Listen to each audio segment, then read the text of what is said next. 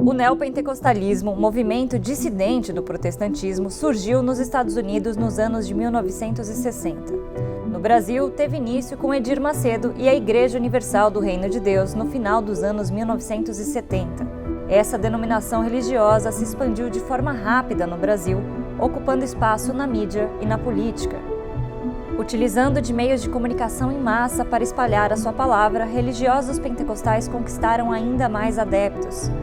Atualmente, os evangélicos representam 31% da população brasileira.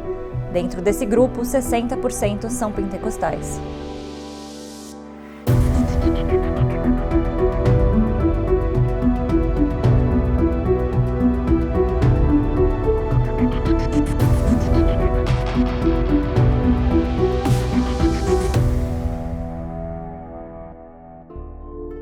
Os evangélicos não são todos iguais, isso é muito importante ter muito claro. Muitas pessoas às vezes falam evangélico, então imagina todo mundo de uma única forma, uma única maneira de agir, de pensar, e não é. Existem, quando falamos de evangélicos, as igrejas históricas tradicionais, as igrejas que derivam diretamente da Reforma, que são as igrejas luterana, metodista, presbiteriana. Depois a gente tem as igrejas pentecostais tradicionais, que são a Assembleia de Deus, que é a maior igreja evangélica do Brasil, e a Congregação Cristã do Brasil. E depois a gente tem um outro grupo que são chamados neopentecostais. É super importante a gente pensar que essa ideia de evangélico é uma categoria que não foi sempre como é hoje. A palavra evangélico emerge de uma relação com os movimentos que aconteceu no século XIX, nos Estados Unidos e mesmo na Inglaterra, que vai fazer com que dentro do protestantismo surjam movimentos que pensassem estratégias de evangelização.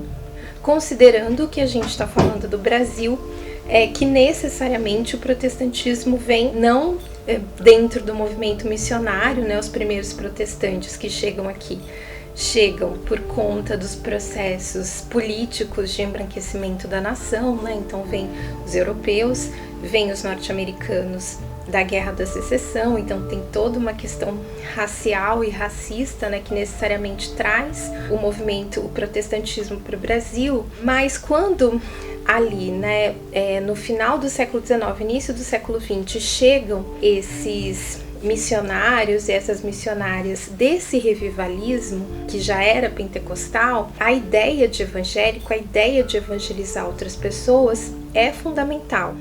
A Igreja Universal faz parte da chamada terceira onda do movimento neopentecostal no Brasil. Essa nova vertente enfatiza os processos de cura e milagres e tem como principal característica a identificação com a teologia da prosperidade, que condiciona o fracasso e a pobreza à falta de fé do indivíduo, ignorando o contexto socioeconômico local. E a grosso modo, é uma doutrina que diz que o fiel, quanto mais sacrifício ele fizer, mais ele vai ser beneficiado. Quanto ele mais der, mais ele vai ganhar. Quanto mais dinheiro você doar, mais você vai receber e vai mudar a sua vida.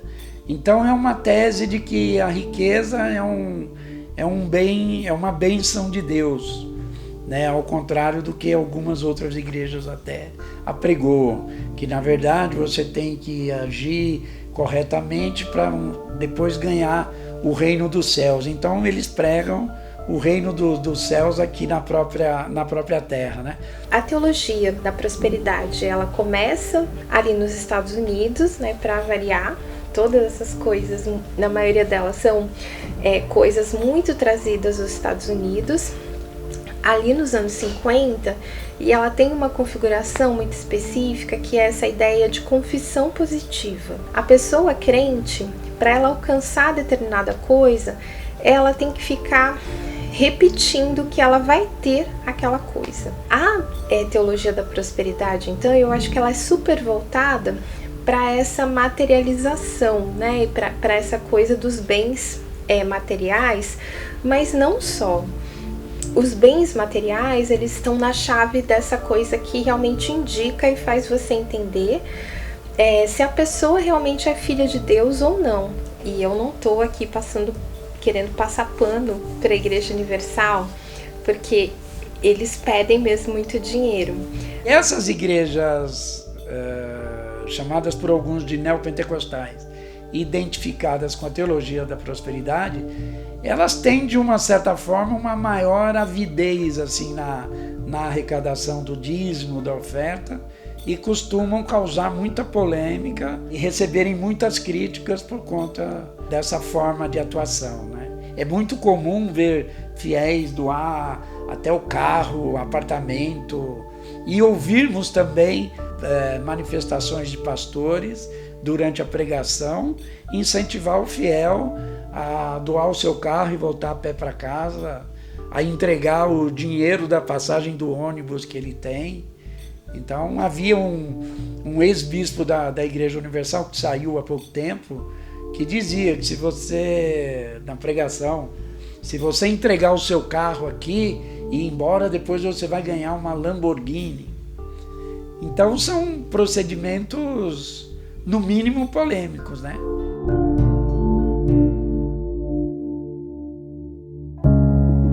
A teologia da prosperidade, então, eu acho que ela consegue ajeitar muito bem toda a ideia de meritocracia e uma série de outras dimensões que atravessam as linguagens econômicas liberais e atualmente neoliberais. A gente vive num sistema econômico que é capitalista, neoliberal. E quando você é jogado para dentro desse sistema, né, a igreja chega ali oferecendo uma visão de mundo onde só depende da própria pessoa a saída daquela condição de miséria. Você não ataca as condições de produção das desigualdades.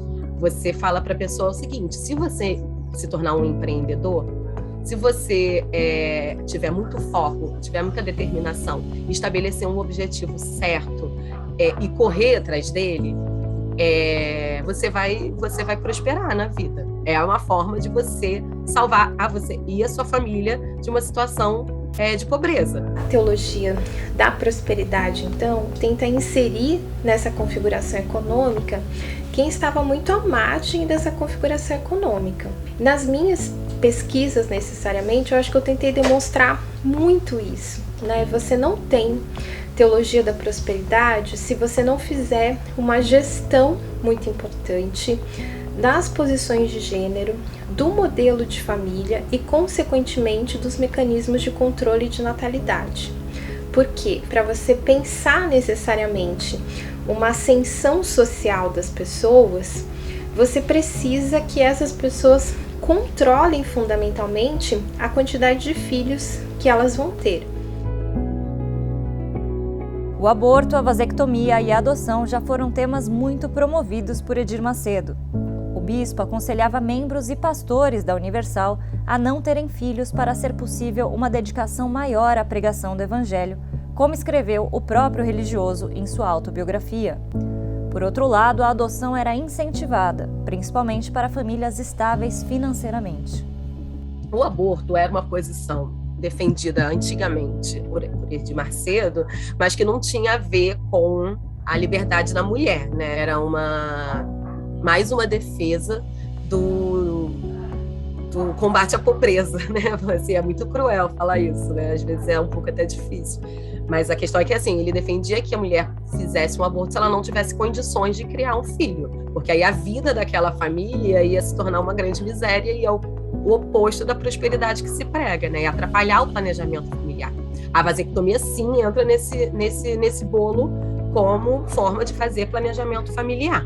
A igreja é muito questionada, não só no Brasil, mas em muitos países onde ela se instalou, por conta da questão da vasectomia. É uma denúncia feita aqui no Brasil por dezenas de pastores que denunciam que foram obrigados a fazer a vasectomia.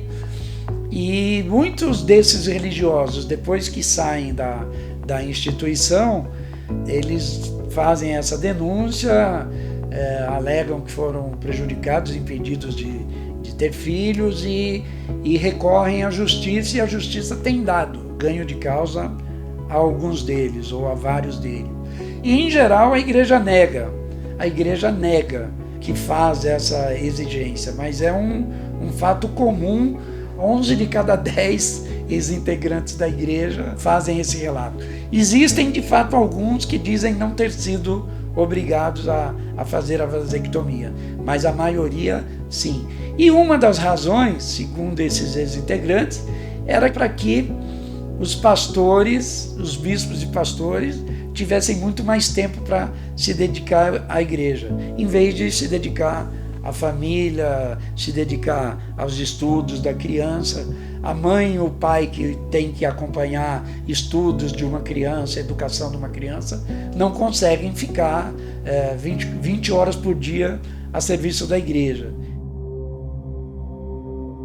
Além do suporte espiritual, as igrejas também têm como finalidade conceder apoio social e cultural. Ao todo, a Universal tem mais de 20 programas sociais destinados aos fiéis, que contam com 257 mil voluntários no país.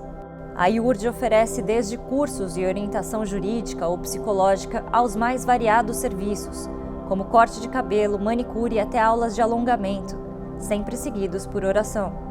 Além dos programas econômicos e sociais, a Universal também promove espaços para acolhimento emocional.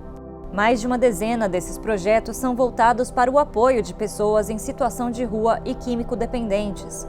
Também ampara mulheres vítimas de violência e iniciativas voltadas à ressocialização de egressos do sistema prisional.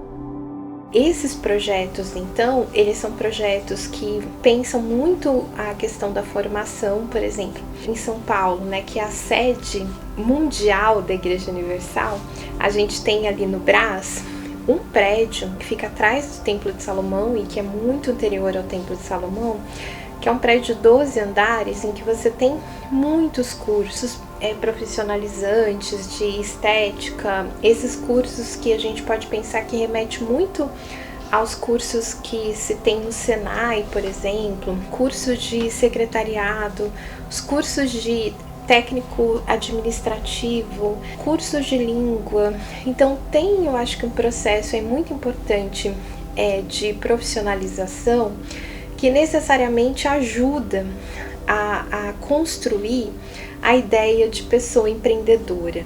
Aquelas pessoas que estão ali dentro da Igreja Universal, elas são incentivadas a terem o seu próprio trabalho. O trabalho onde você é seu próprio patrão, onde você determina os seus horários, onde você emprega outras pessoas. Você é um empreendedor, né? Hoje em dia usa-se mais a palavra empreendedorismo. O emprego, ele é humilhante. É uma visão, se você olha assim, os discursos do Edir Macedo sobre trabalho, emprego, ele é quase marxista. Você está quase acreditando ali que ele leu Marx, ele só para ali na questão do sistema econômico da estrutura. Mas o emprego, ele é visto como uma humilhação, né? Porque você vai estar sempre servindo aos interesses de outra pessoa. E nesse processo, o que vai acontecer? Deus vai te ajudar, né? Então, assim, essa conexão com a igreja ela é feita a todo momento de que você não pode se afastar da igreja. Se você consegue abrir o seu próprio negócio, você tem que continuar ali, porque senão o demônio vai continuar te tentando, você pode perder tudo. E aí esse estímulo de permanência dentro da igreja, ele é feito constantemente. A igreja atua onde? A igreja atua na formação, no treinamento e na rede. Porque você constrói também necessariamente uma rede significativa de pessoas que vão começar a frequentar aquele negócio, que vão dar visibilidade para aquele negócio. Então, tem uma rede muito importante que vai fazer com que necessariamente essas pessoas consigam, de fato, abrir o seu próprio negócio. Um outro projeto que eu acompanhei bastante também, que são os projetos de assistência a mulheres em situação de violência. Totalmente relacionado à Lei Maria da Penha, que coloca advogadas, assistentes sociais, psicólogas, e que necessariamente estão nesse processo de realmente fazer com que essa mulher que sofre violência saia desse relacionamento, denuncie e que ela encontre nesses projetos de formação uma maneira de ter a sua autonomia econômica. E aí eu acho que isso é um ponto bastante ambíguo, porque a gente está falando posterior, por exemplo, aquele vídeo que circulou muito nas redes sociais, em todo quanto é lugar que o Edir Macedo fala sobre as filhas dele, e ele fala assim, eu não quis que elas estudassem muito, porque se elas estudassem muito, elas não iam aceitar ser submissas ao marido delas. E essa ambivalência está relacionada a essa questão de que se constrói sim uma posição e se constrói um conjunto de discursos que falam da manutenção dessa ideia de uma submissão dentro de um relacionamento, mas ao mesmo tempo se estabelece e se oferece possibilidades e condições para que essas mulheres se autonomizem, e elas de fato se autonomizam. De acordo com dados da Igreja Universal, em 2018, cerca de 11 milhões de pessoas foram alcançadas por esses programas. Apenas no período da pandemia, 4 projetos foram lançados, expandindo a sua atuação em meio à crise econômica e à vulnerabilidade social, ocupando espaços negligenciados pelo poder público.